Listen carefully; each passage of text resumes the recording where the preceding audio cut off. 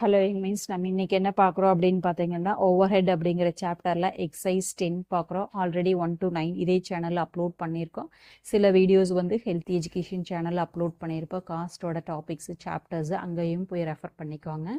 இப்போ நம்ம பார்க்குறது பார்த்தீங்க அப்படின்னா காஸ்ட் அக்கௌண்டிங் புக்கு ஆத்தர் வந்து ரெட்டி அண்ட் ஹரிபிரசாத் ரெட்டிங்கிற புக்கில் பார்த்துட்ருக்கோம். 10th one.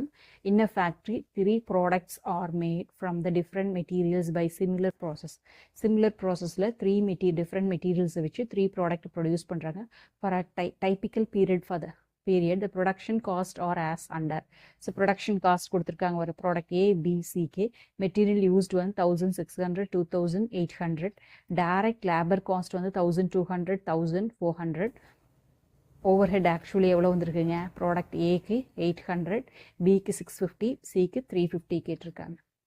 Calculate the overhead charges on the direct labor cost on the basis of the percentage.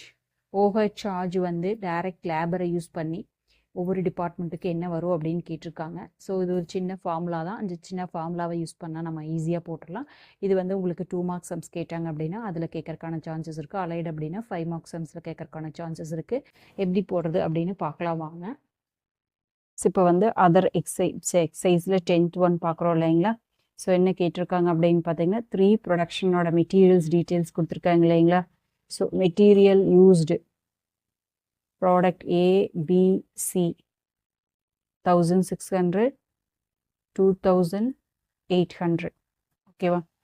So direct labour cost வந்து நம்மளுக்கு 1200, 1400.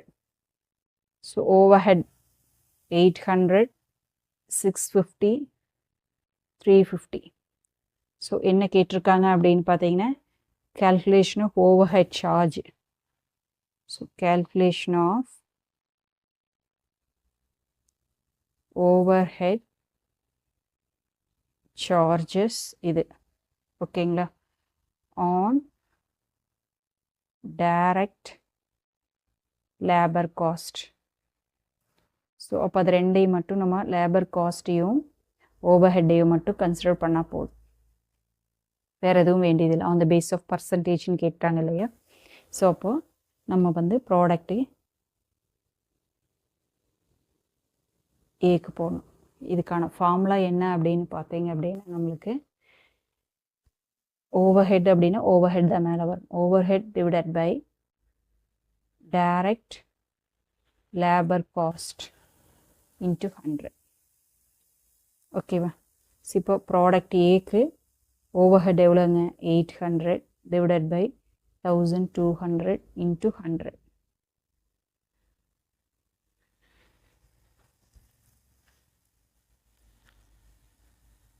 $800 divided by 1200 into 100.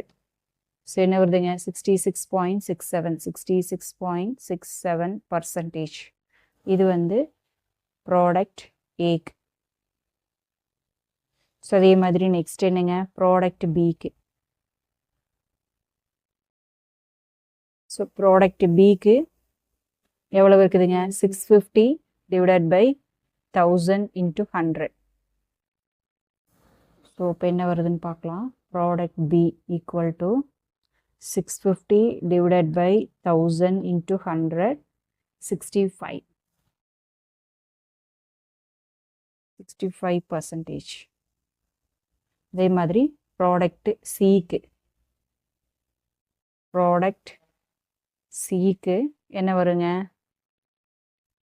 350 divided by 400 into 100. 350 divided by 400 into 100, 87.5. Product C. அவ்வளோதான். ரொம்ப simple தான். உங்களுக்கு அந்த formulas தெரிஞ்சது அப்படின்னா போடுறது ஈஸியாக இருக்கும். உங்களுக்கு இந்த வீடியோ பிடிச்சுன்னா லைக் பண்ணுங்கள், ஷேர் பண்ணுங்கள், சப்ஸ்கிரைப் பண்ணுங்கள். தேங்க்யூ ஃபார் வாட்சிங். Have a healthy day.